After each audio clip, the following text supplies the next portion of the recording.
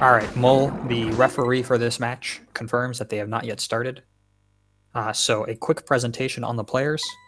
KVD is the current world #1 in PAL time trials. The rankings for which you can find at mariokartplayers.com/smk. That's the topmost link in the bottom right corner of the layout. YorkshireSMK is currently ranked, let me see if I can get off the top of my head, 44th in PAL time trials. I will do a quick fact check for you on that one. Yes, he is indeed ranked 44th on those same PAL time trial rankings. And so the format for this tournament, just as a reminder, first of all, what is a one try? So one try is very straightforward. It means that for any given track, the players have exactly one attempt to set the best time they can on the given track. So because this is a group stage match, the two players will be going through all 20 tracks in the game in the time trial mode, and the tracks will be given to them in a random order by a match referee, which in this case is Danger Mole, who's also present in chat. And the important part here is not inherently who wins the match, in the sense it's not, whoever reaches 11 points first. That doesn't matter as much. What this match is primarily about is the number of tracks won, because the group stage standings for each player are determined on the basis of the number of track wins across all matches, and not the number of matches won overall. So it looks like they've begun. The first track for today's match also happens to be the first track in the game, Mario Circuit 1. And so I expect to see a difference in strategy here when it comes to the off-road boosts. So in Super Mario Kart, if you can charge a boost, so it's similar to the mini turbos in later games in the series, except that in Super Mario Kart, there isn't nearly as much of a explicit indicator that you successfully got a boost. However, one of essentially the way you charge one is that you drift in a single direction for a set amount of time. So in the PAL version, it's slightly longer than in the NTSC version, so it's around a second and a half. Both of these players are using an advanced technique that allows them to charge a boost while zigzagging, so they don't need to drift in a single direction the entire time. And why these boosts are so important is that by boosting, as you were able to see throughout this race, you can go into the off-road parts of a track and drive without any speed loss. So you can cut a bunch of different corners in the game by using these boosts. And we can see a 59.16 from KVD, which is an excellent one-try time. It falls just short of the tournament record on this track, which is, if I am not mistaken, a 59.12 by Aaron Landrak, set in the first match of this tournament. And 1:081 is a very solid time in its own right by Yorkshire. Essentially anything sub 101, especially for a player at his overall time trial level, is quite good. So, character choices. Well, first I'd like to mention briefly that this track, VL2, is, I would say, the hardest track in one tries, especially the PAL version of the game. It's very tricky. You can't really drive it. There are no real, you can't really drive it safely. There are no real safe strats that allow you to mitigate most of the track's risk. Instead, you're driving on the edge by the seat of your pants for about a minute, hopefully, assuming you don't mess up too badly. And I highly encourage watching the left screen, where KVD does a demonstration of a very high-level one-try, so far at least. KVD is a renowned fan of this track, but that is mostly in the record-searching component SMK time trials, and not so much in one tries. It's much more difficult. But he nails a 53-second VL2 5-lap, which might be the tournament record. I unfortunately do not have our stat sheet on hand with me. I feel like I've let myself down in that regard, but nevertheless, it is the truth. I am loath to admit it, but here we are. I, in fact, do not have our tournament stat sheet with me at the moment. So, two very decisive wins for KVD so far in this match, which, to be fair, is what we should be expecting out of this match. This match is very much about seeing how many points Yorkshire can take off of KVD, or on the flip side of the coin, how many tracks KVD will gift away, drop to Yorkshire. So to get to the question about character choices in the chat, there are 8 playable characters in SMK, and those 8 characters are divided into 4 different classes. They're both speed classes, weight classes, whatever you want to call them. There are 4 pairs of identical characters. And the fastest pair is the Bowser and DK Jr. pair, which are the ones you see on screen at the moment. And yeah, those are the fastest characters in the game. So especially at this level of play, they are the only characters selected for a time trial, regardless of whether it's in a record pursuit or in a one-try setting. In the second division of this tournament, which are for players who are less experienced with the game and who don't use these advanced boosting techniques, you will see some other character selections. So for example, Flanders in Division 2 has been playing exclusively with Luigi so far. And we've also seen Ideas switch from Bowser to Toad for certain tracks, the very slippery tracks, like for example, VL2, the previous one. And another very strong time by KVD, 58 seconds on Koopa Beach 2 is a very strong time. And would certainly be enough to beat Yorkshire pretty much no matter what he did. I will do a quick check, but I believe that 58-12 beats Yorkshire's personal record, aka PR. Let's see.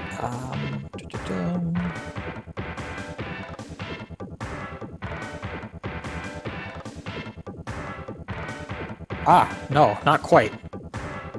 Yorkshire has a 58-10 as his PR, so KVD unfortunately fell 1 frame short of that mark. Now we move on to Choco Island 1, which has a very interesting strategy where you hit a bumper to launch yourself over a wall and into an off-road boost. That is a strategy that saves a decent amount of time, but is also prone to catastrophic failure. So if you miss the bump or misjudge your jump in some way, then you slam right into the wall, and you have to do a U-turn of shame, and it's very, very messy. But so far, so good for KVD. Yorkshire electing to not go for that strategy. And KVD is even throwing in a cheeky little boost at the last corner after the wall hop. So as soon as he gets back onto the track after the off-road cut, he starts charging another boost and cuts through the last portion of the last corner.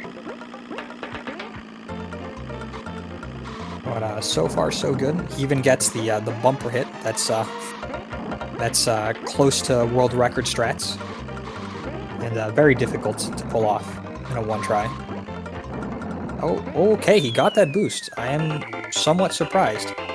I did not think that he had charged long enough, but it's all good. He did lose a decent amount of speed in that 4th lap. Cost him about 2 seconds. But with the wall hop strat, he had built up more than enough buffer to stay ahead of Yorkshire at the finish line. It's now 4-0. We'll see what the next track is. If you have any questions in chat, feel free to ask, whether it's about the game, or the community, or something else that comes to mind, I suppose. My possible range of answers outside of the world of SMK is fairly limited, I feel I must warn you, but you can always try, as long as it's appropriate.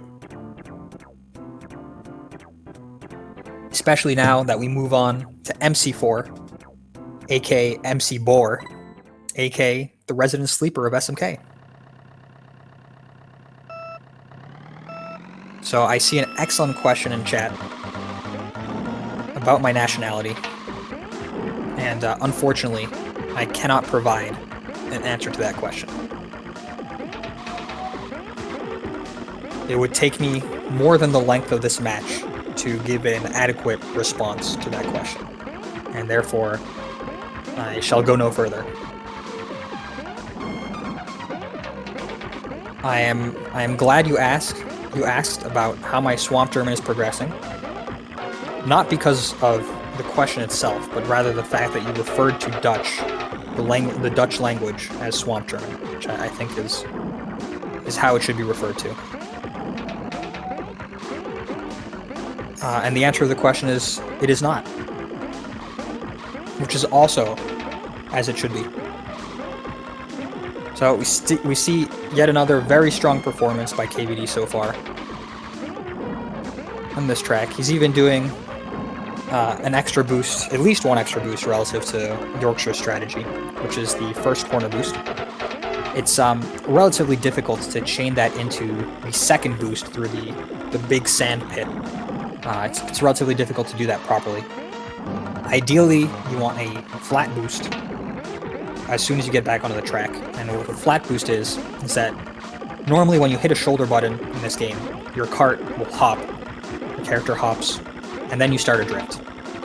And you can do this with both the L and R buttons, so both the shoulder buttons.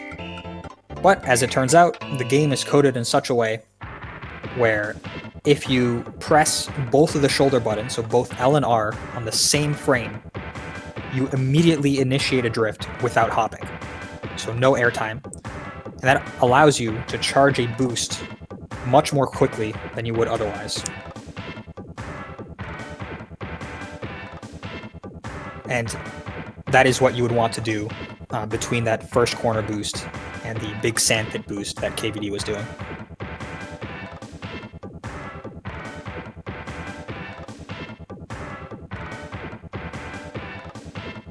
I see another question about what is not my nationality. Unfortunately, that question is not quite as easy as it seems. And therefore, I must abstain, again, from providing a proper answer. I see a mention in chat of a Super Circuit tournament someday, maybe. As it so happens, I am a big fan of Super Circuit. Ooh, Yorkshire missing the first start boost of the match.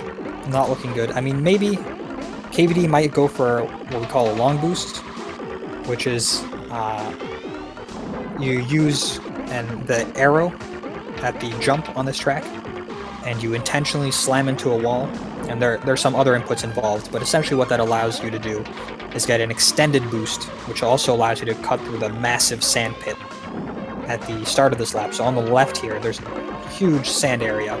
And so if you use this technique of the long boost, your boost stays active for a lot longer than usual, and you get to keep that property of driving off-road with no speed loss. So you can cut through that big sand pit. KVD, small mistake, missed his boost over the jump, and took slow down from the sand. But that alone isn't even enough for Yorkshire to compensate for his missed start boost, unfortunately. Especially, and we see KVD go for a little baby long boost there. He cut through a small amount of the large sand pit. Okay. Oh, he's going for the double bumper finish. That was very cute, very nice. And should now be 6-0.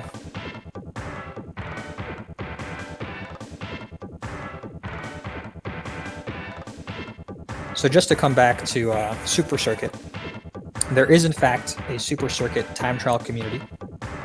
There's also Super Circuit time trial rankings, as with SMK. So you can find those rankings at mariokartplayers.com/MKSC. So MKSC, the initials for Mario Kart Super Circuit. So you got some rankings there. The community is significantly smaller than the SMK community, but it exists nevertheless. I would not expect a Super Circuit tournament anytime in the near future.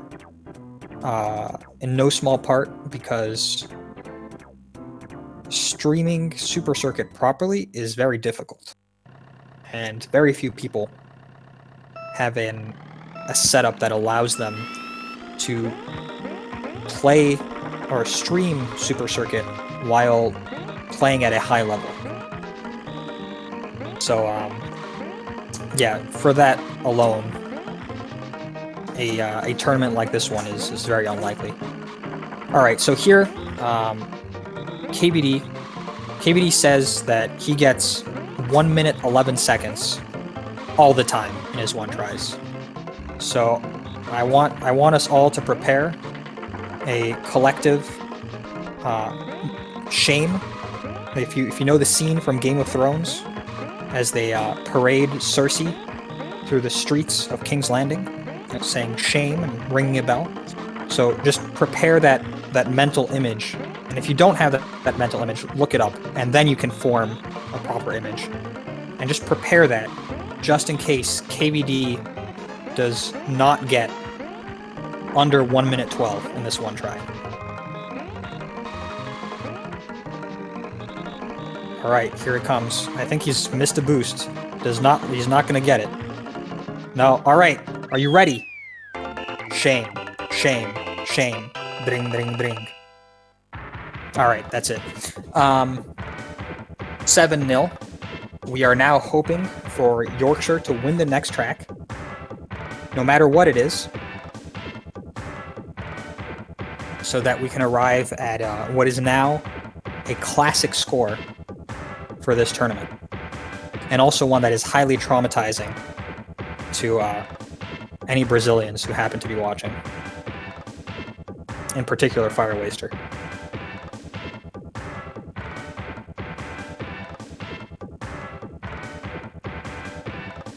Thank you, chat, for participating, by the way. I really appreciate it.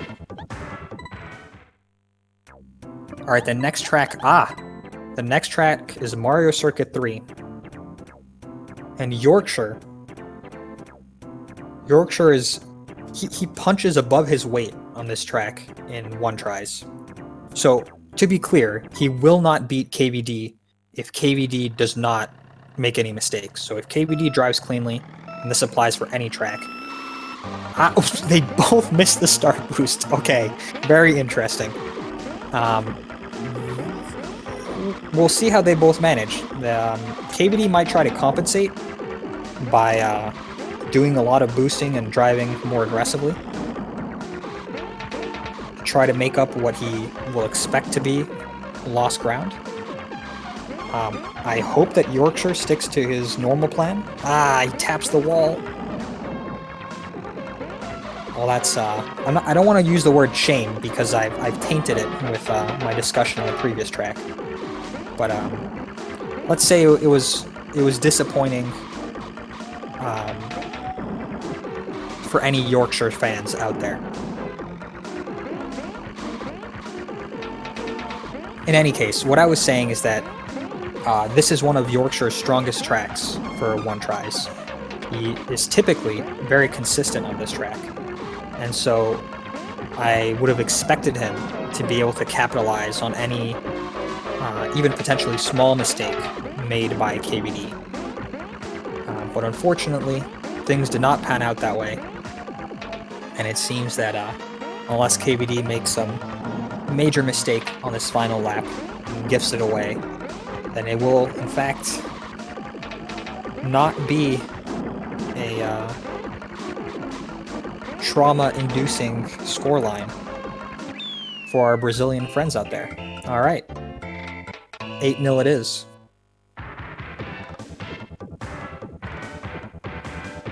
If you are a big fan of Yorkshire tea, I think it is up to you whether to decide whether that counts as being a fan of Yorkshire in general or not. That pace, that was blistering pace by KVD on laps 2 to 5.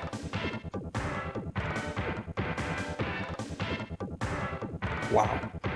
And you can see, if you compare to the times on Yorkshire's cartridge, those 3 133 times, which I feel relatively confident in saying those are one tries for him.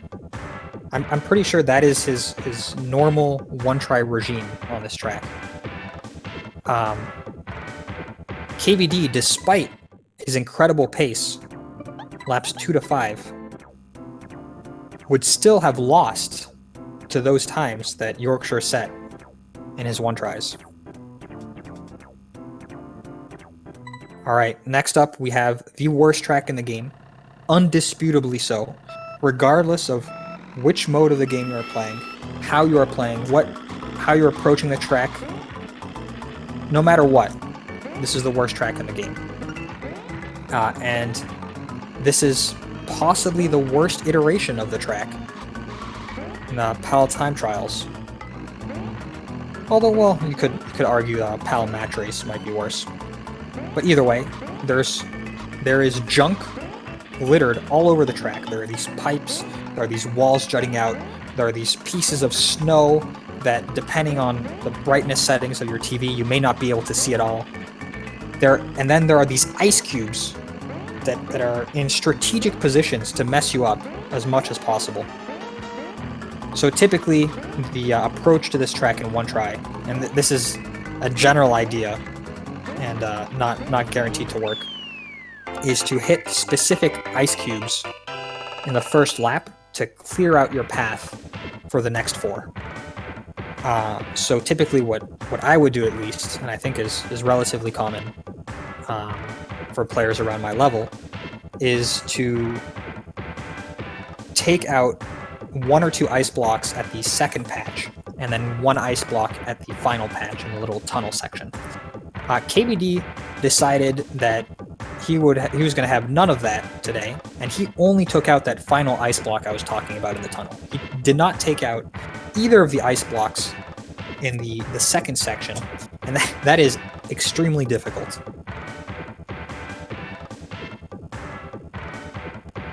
I don't think I can overstate how difficult that actually is to pull off, especially in a one try. Very impressive stuff. Alright, our next track is Bowser Castle 1. And on the Bowser Castles, I want to say especially on BC1, all it takes is for KVD to do what is called a concrete drown for Yorkshire to get a very real opportunity at a point. And when I say concrete drown, I do not mean a drown that is in contrast of a would-be vague drown. No, the concrete in that term refers to the surface of this track. And if you hop just the wrong time, so if you're off by say a frame or 2, because typically you want to hop over these yellow bumpers at the section KVD is at right now. You want to hop over those yellow bumpers because they slow you down. And so if you hop over them slightly, just the wrong time, you don't wait just enough, then the game detects you as landing in the lava, thus a drown. But if your timing is particularly on point, let's say, and you're just 1 or 2 frames off, then you land. The game detects you as landing in the lava, but it shows your drowned sprite as being in the concrete, and so that is what we call a concrete drown. And KVD is particularly adept at those, I must say. He has a love-hate relationship where the love is from the concrete when it embraces him in a concrete round. But KVD drove this very cleanly. Is not quite sub 130, so no tournament record for him there. And a decent 2 1785s as lap 4 and 5. Those are very good times. In fact, I'm kind of curious as to what Yorkshire's fast lap PR is. Okay, so Yorkshire has a 1777 as his lap PR. And to answer the question in chat, yes, the bumpers in SMK slow you down, with the sole exception of Choco Island bumpers that do not have the same behavior. Well, okay, that's not entirely true. I say sole exception. There are 3 classes of bumpers in SMK. There are the normal bumpers that exist on most tracks, and there are the Bowser Castle bumpers, and then there are the Choco Island bumpers.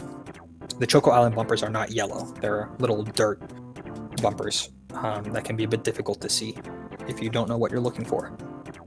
So the normal bumpers are the ones such on Mario Circuit 2, and those don't really slow you down.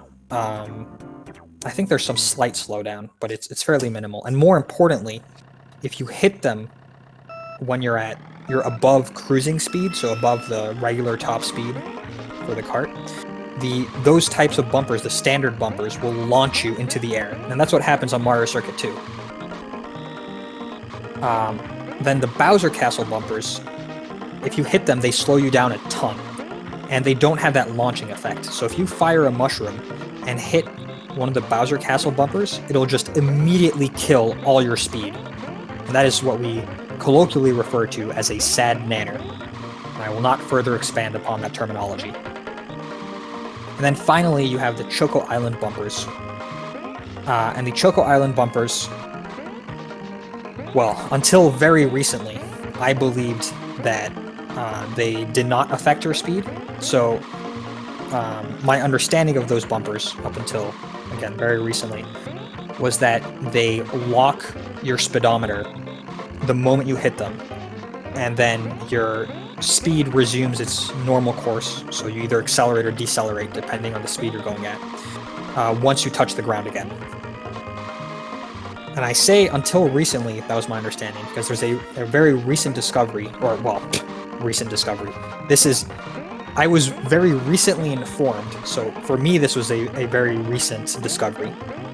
And also for KVD for that matter, funnily enough, as he rounds the final corner for a 127, which is extremely good on this track.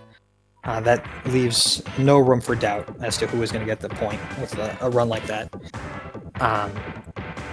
127.22 beats Yorkshire's PR by well over a second, just to give you an idea.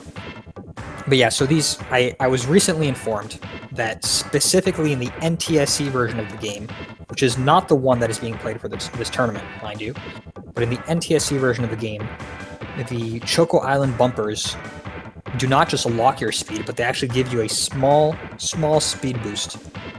So if you bump over multiple in a row, it has a sort of a cumulative effect, and it speeds you up a little bit.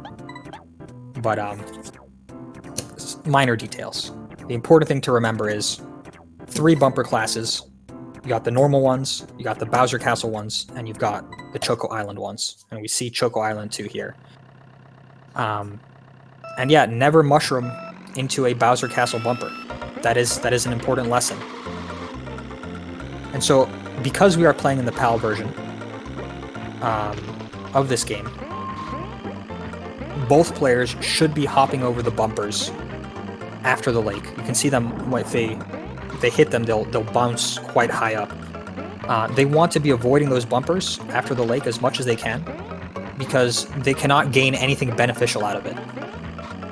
And yes, I am sure it's only NTSC. This was confirmed by the person who told me about the NTSC bumpers in the first place. Shoutouts to Neo, by the way, who was a multiple-time world champion of this game. Yeah, so essentially, on this track, you want to hop over all the bumpers after the lake as a mitigation tactic, because if you successfully made it through the lake at full speed, then the bumpers do nothing for you. And if you lost a small amount of speed as both players enter the final lap neck and neck, but Yorkshire's lake charge is no good. This is going to take... Oh, wow. Massive hit. It's close, but not close enough. Yeah, shame. That was very much Yorkshire's point to grab. It's very easy to lose speed on this track in a myriad different ways, which is largely why I do not like this track. I do not think it is particularly enjoyable in any mode of the game, really. It does have a couple fun item tricks, though, I must say. There's a feather trick you can do to loop around the finish line quite easily. Even if you're not familiar with this game at all, you can do it. And there is also a mushroom long boost that can propel you to great speeds, and that's all very fun, but not in time trial. Also worth noting that I believe, I'm not 100% on this, but I'm fairly confident in saying that the off-road on the Choco Island tracks slows you down the most. So when you saw one of the two players clipping some off-road, it cost them a ton of time. And that was particularly visible on that last lap when KVD clipped the sand or the mud after the lake and just slowed down to an immediate crawl. Alright, so this is Donut Plains 3, which is one of the toughest tracks in the game. It's very windy, very easy to lose control on this track. And immediately, you can see that KVD is going for a tournament record. He is not messing around. He's doing all the boosts. He's doing pretty much the world record strategy for this track, which is not only extremely difficult, but also a hand killer. So in this game, doing a lot of boosts, especially in quick succession, and that's the risk of going for this strat, in particular that boost between the two bridges in the grass. Very prone to drowning. So this is Yorkshire's chance. He just needs to keep it together. Yeah, so I was saying tracks like Donut Plains 3, when driven with the optimal strat, require you to almost constantly be charging the boost, and that is very physically demanding, and especially on your left hand, which is constantly zigzagging on the D-pad. It's going to take another mistake from KVD for... Oh, okay, Yorkshire tried doing that boost between the bridges, but missed it. And KVD clawed his way back into that track. So DP3, one of the most physically demanding tracks in this game. Other tracks that are very physically demanding include Mario Circuit 3 and Mario Circuit 4. Although Mario Circuit 3 has lessened slightly, ironically, with a new strategy that gives you a small break for your left hand because you have a longer boost release due to an advanced technique. Another advanced technique. But MC4 in particular, very difficult. Donut Plains 2, in particular in NTSC, as Fire Waster mentioned in chat, very demanding. But yeah, SMK has a very clear physical component to it that acts as a built-in limitation or difficulty barrier for players, and that gets all the more relevant the better you are at the game. Alright, so next up is Bowser Castle 2. If you watched the last match I commentated, which was 2 nights ago, night my time, of course, but it was on Wednesday, I made a reference that I will not repeat in this match because it took quite some time. It occupied a lot of commentary real estate in my previous match, so I will deliberately abstain from making that mention today, and instead I will talk about the fact that this is the longest track in the game. Also very error prone. And kind of builds up that way. The Bowser Castles. What is Yorkshire doing? So, it was not quite as insane as it appeared, what he was going for. So, the thwomps on the Bowser Castles drop and raise at random intervals from lap 2 onwards. And so there are two facets of what you're... there you see a concrete drown rearing its ugly head, and sadly not on KVD's screen. So the thwomps are random in this game, even in time trial. It's one of the several random elements to time trial in this game. And so when Yorkshire was approaching that thwomp wall in lap 2, one part of it was that he was just praying that the innermost thwomp would raise so that he could drive underneath it.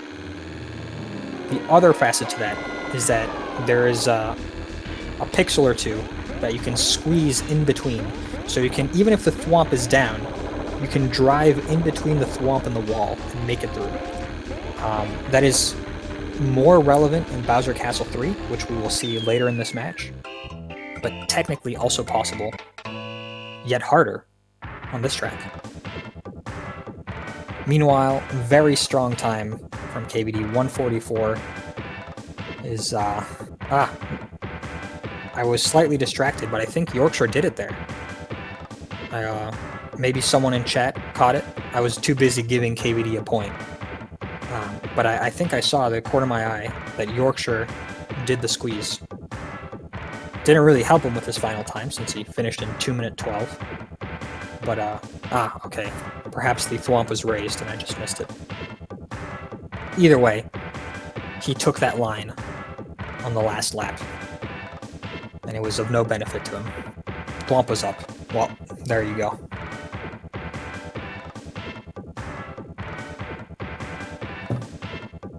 Alright, it is now 14-0. We will see if Yorkshire managed to get a point in this match.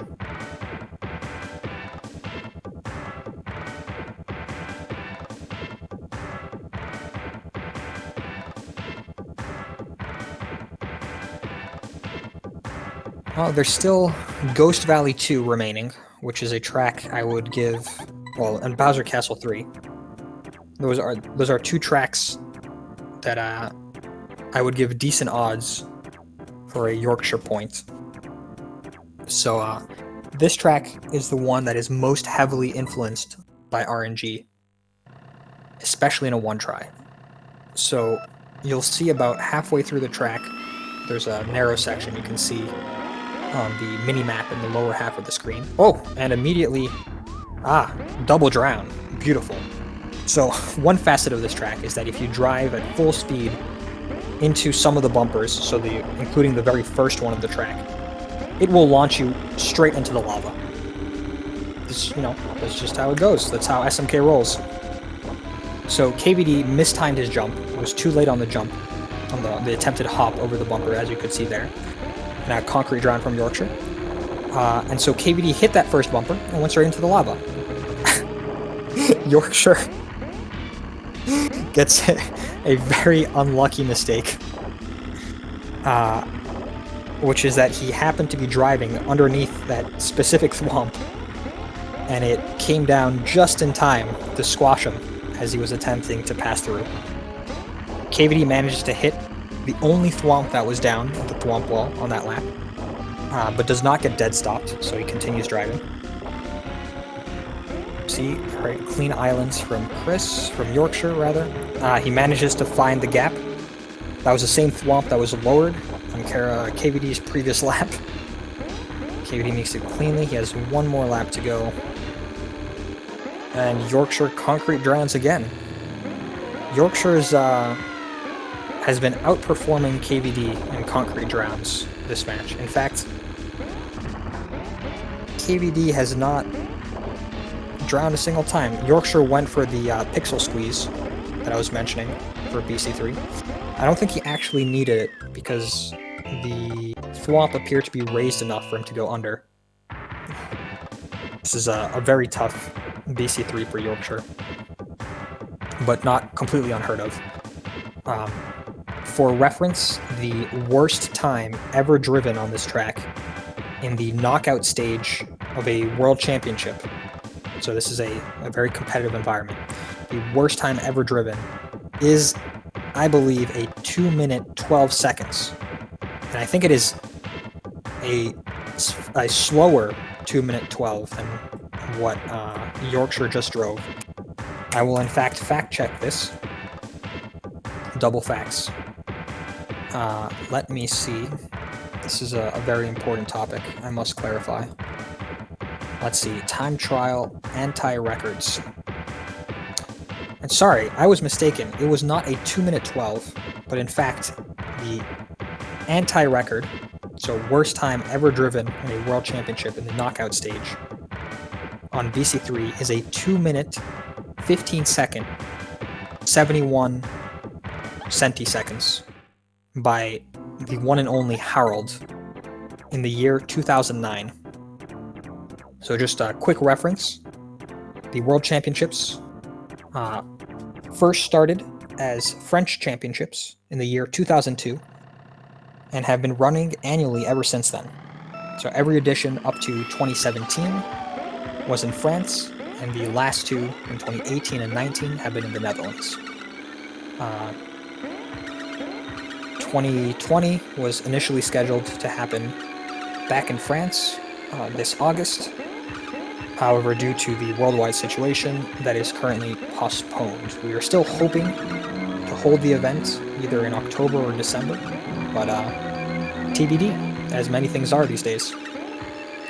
Meanwhile, we are on Ghost Valley 3, which is a track that has a very dramatic history in the World Championships, since it has a strange tendency to appear again and again in the quarterfinals of the time trial event.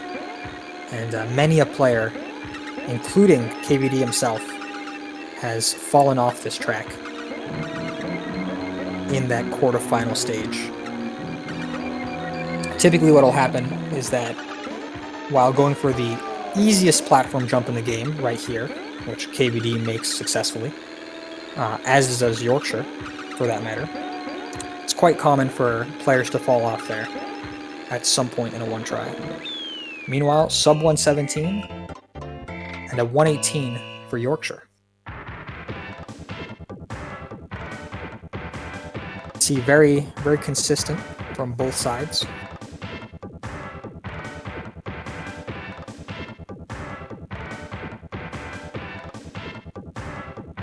Very consistent. I want to say it's somewhat unlucky of Yorkshire that he was not able to grab a point with this 118. But then again, KVD has been driving extremely well. I don't think he's fallen off any of the tracks so far, or that's even possible.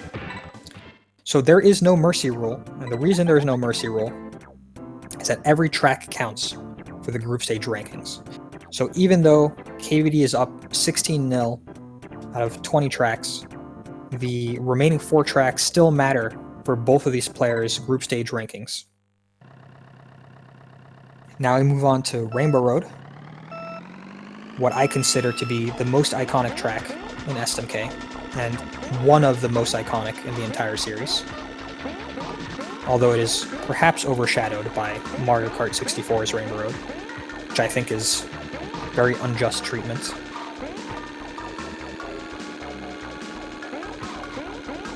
In any matter, Yorkshire has already fallen off, so that strongly reduces his chances of being able to snag a point here, unfortunately.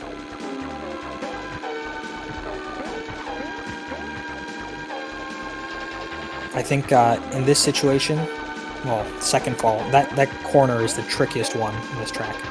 You can see KVD is approaching it now. The third U-turn, or second depending on how you want to count it, it's made in such a way that you can't just drift around it. It's a little nasty. You have to do some kind of adjustment in the middle of the turn to take it properly.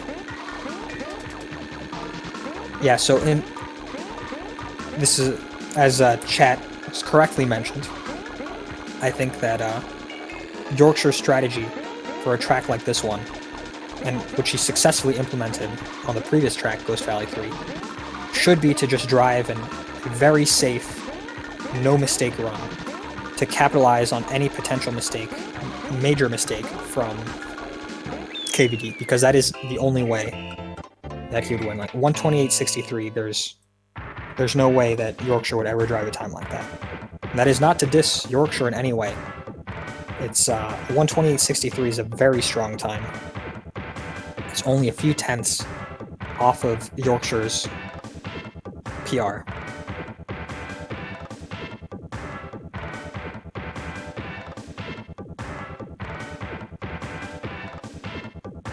And you can see once again the consistency in KVD splits. Yeah, I mean, I can absolutely respect the desire to have fun and just trying to do your best. I think for Yorkshire, it's not unreasonable, even from a competitive perspective, because he's already lost one match 20-0 in this group stage to me earlier in the tournament. And only 3 of the 5 players in this group will make it through to the knockout stage. And he is, by seeding, the weakest player in the group. So it's expected for him to not make it through.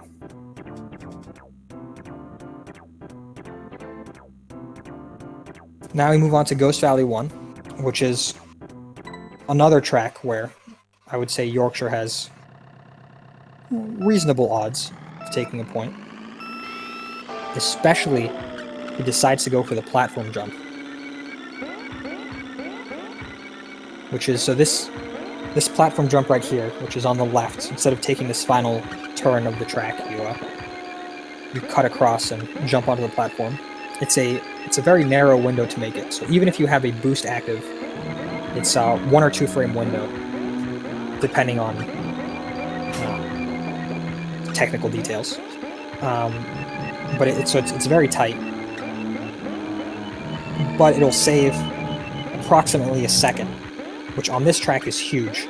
And if you drive a clean race where you make the platform jump, you all but guarantee a win on anyone who drives a clean 5-lap with no platform jump. And you can see he went for it there. Unfortunately, he did not make it. Once again, it's very tricky. It's a tight window even with a boost active to increase your speed. And we see a 107.50 at KVD, which is a very, very strong time.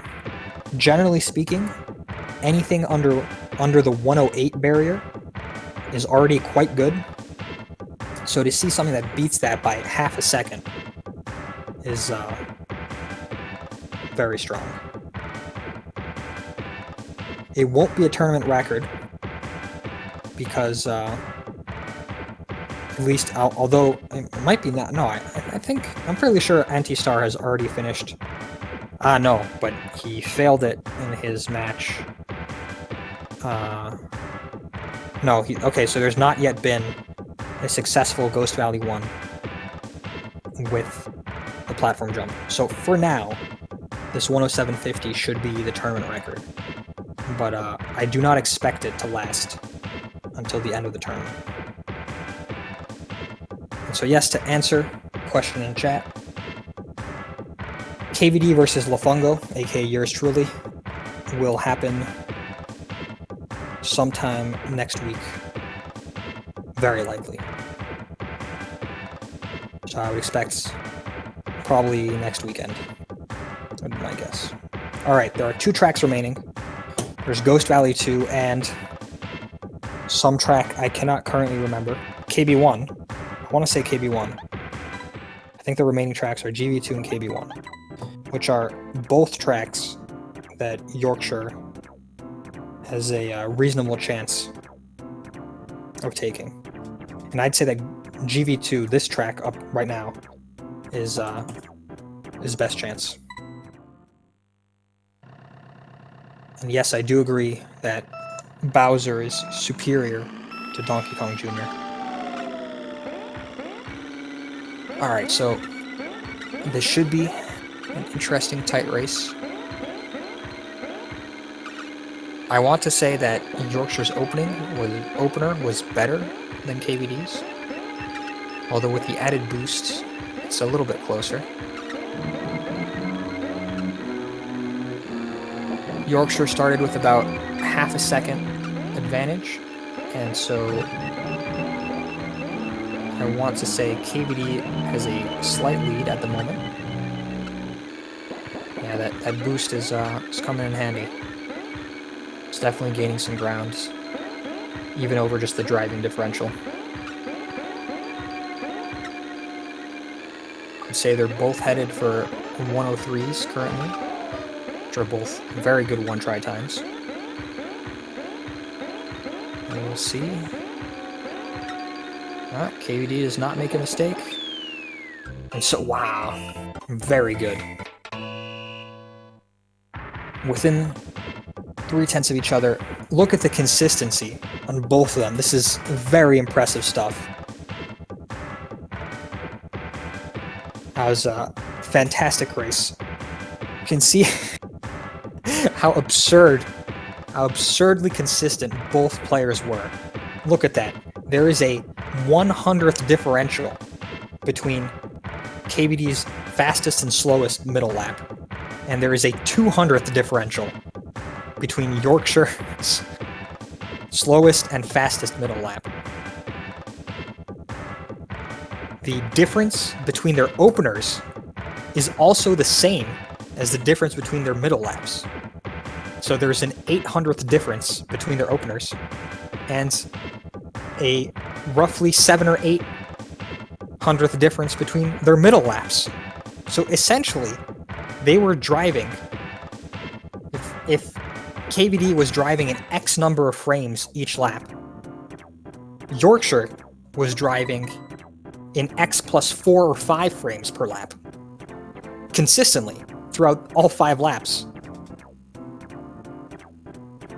And as Danger Mole points out in chat, there was a 0.08 difference between KVD's fastest middle lap and Yorkshire's slowest middle lap. Also worth pointing out that, KVD misses a start boost, so this is Yorkshire's chance.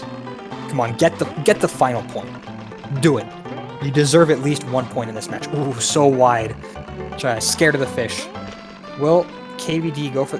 no. Yorkshire messed up the boost charge, and that's going to get KVD back into range. It's going to pass him as well as they enter the third lap. Oh, he missed his boost. Alright, Yorkshire gets a second lifeline. He does a strange water slide boost. KVD is going inside the fish, whereas Yorkshire is being perhaps too safe. I don't like that water slide into the lap. I feel it's going to make him miss a boost and a fish hit for KVD to make them even going into lap 5.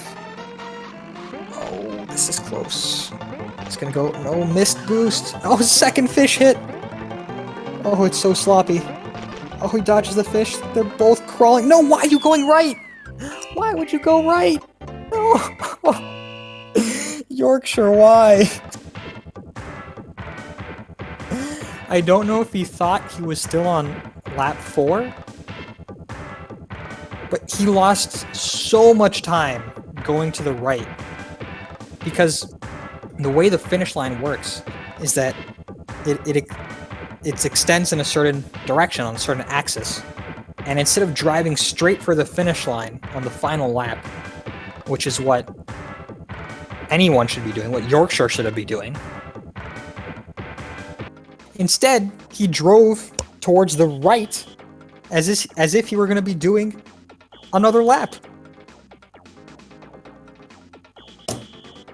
Anyways, I was saying something beforehand. Yes, the differential on GV2, that 800ths each lap.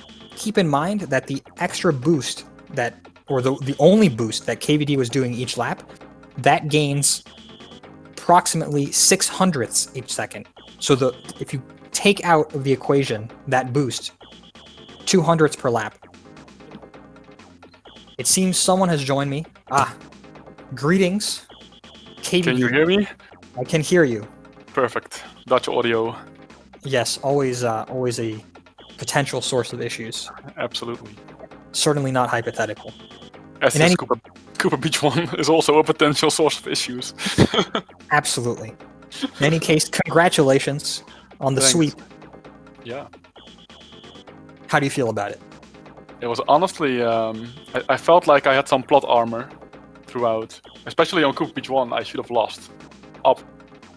Yes. 33. Any small mistake would have cost me the victory, obviously. So. Absolutely, especially in Ghost Valley 2. Yeah. Yorkshire drove a very strong GV2. And I don't know if you had the stream open. No, I didn't know. At end screens at all. So I talked about this quite a bit. But your fastest middle lap on GV2 was 800ths faster than Yorkshire's slowest middle lap. Whoa. So okay. you were driving 54s and 55s? Yeah, I was extremely consistent. I only have 55 and 54 indeed. And Yorkshire drove nothing but 60, 61, and 62s. Incredible. It's the boost. It's the one boost to rule them all. And also on KB1, I feel I must mention that to the despair of everyone watching, Yorkshire decided on lap 5 that rather than driving straight towards the finish line, he was going to take the line as if he were going to drive a lap 6. Oh wow! It was very sad. Oh man! But the whole race KB1 was excellent. It was very entertaining finale. Yes, I tried my best to tank it, and so did the fish. Double fish it, yes. That fish is definitely a source of frustration in one tries, especially. Like in one tries, even more so than in time trial attempts, to be honest. Absolutely. I think we should also have Chris coming on later, but hopefully there isn't that much time. So. Okay. If he wants to be here, he needs to speed up because it's. I kind of want to officially talk about what's probably my best Vanilla Lake 1 try ever. I mean, that was incredible. Came out of left field. I didn't really talk about it as it was happening, but I pointed it out at the end that you did not take out any of the ice blocks in the second patch, which is normally what a sane person would do. But absolutely, I guess you decided to fuel your inner Mario 86? I was tempted to do a roar, but no one would hear me. Or you would. Well, I would have, yes. Yeah, but no. I mean, the weirdest thing about that one in particular is that I actually came to VL1 straight from NTSC version, playing the flap recently, to not having played VL1 on PAL at all. Oh, that's not true. I tried the flap. I tried the PAL flap for 2 hours. But you erased it from your memory because it's it was traumatizing experience, naturally. I switched from PAL to NTSC playing VL1 flap right off the bat, and that was a very bad idea. I'll be silent now. Hey, Chris. Hello, Yorkshire. Hey, you're right. Sorry, I'm late to the party, but yeah, I had a lovely session there with everyone, so thanks very much. Excellent. Yeah, you had some very good races. In particular, I want to give yet another shout out to the GV2, which 103.46 is an excellent one try time, and the duel with KVD throughout was fantastic. Yeah, I was really happy. I got 5 PRs. I know I'm obviously joking around with the flaps a little bit. I won't be doing that in the results and stuff and get the grind in. But considering the week, 5 PRs and a bit of fun with that, it was really fun. It was also really nice being in the chat with Carol and Moll as well. Just helped it, steady away. Just come in from work, just going for a bath now, and yeah, just a nice one to enjoy the weekend really. And I'd recommend it to anybody, and hope everybody enjoyed it. Yeah, nice start to kick off to the weekend. Yeah, that is the one, Lafunga. That's what it's all about. Yeah, absolutely. Carol, thank you so much as well. Obviously, yeah, once again, GG on, especially on the Ghost Valley tracks. You did extremely well. At Ghost Valley 2 and 3 at least. Yeah, I look forward to your match against BioWaster. Oh, that'll be fun. Yeah, I might see if we can get it to well, not Ben Allen fast. That's 103.12. I don't think we can get it there, but we'll see. That'll be fun. In any case, I think we're already running slightly over our allotted slot. Yeah. So I'm gonna wrap things up real quick. Do you guys have anything you want to say briefly about your upcoming matches? Reminder: KVD needs to play Jarmu soon, within the next few days, hopefully. And Yorkshire has a bye for the next round, but will then also be playing Jarmu in the subsequent round. So, quick thoughts on your upcoming matches against Jarmu. Ooh, very hard to play a very, very solid multiplayer in that respect, and obviously everyone should check into Quarren Stream because that's going really well in the last few weeks. So looking forward to that one. So the competitive voice in my head is immediately saying, how many points did you get against Jarmu, Olafango? 18. Oof, that's gonna be very tough to beat. Yeah, I don't think I'll be getting that, but we'll see. I look forward to playing her. Okay, so last thing, since you brought it up, predictions for your score lines against Jarmu. For your own matches. Okay, KVD says 15-5. Yorkshire? Ooh, j'ai aucune idée, malheureusement. I really wouldn't know. All right. Abstaining Depends if we're training or not. is a valid prediction. So that's going to be it from I have us. some parting words. I feel yes, like I go speak for it. on behalf of the bigger Mario Kart community when I say this. No hoarding, Yes. please. I think that is the sentiment that everyone in this call shares. No hoarding, please. And on that note, thank you all. Good night or good day, wherever it is you are in the world. Thanks for watching, and see you all next time. Bye-bye. Till next time. Thank you. Thank you.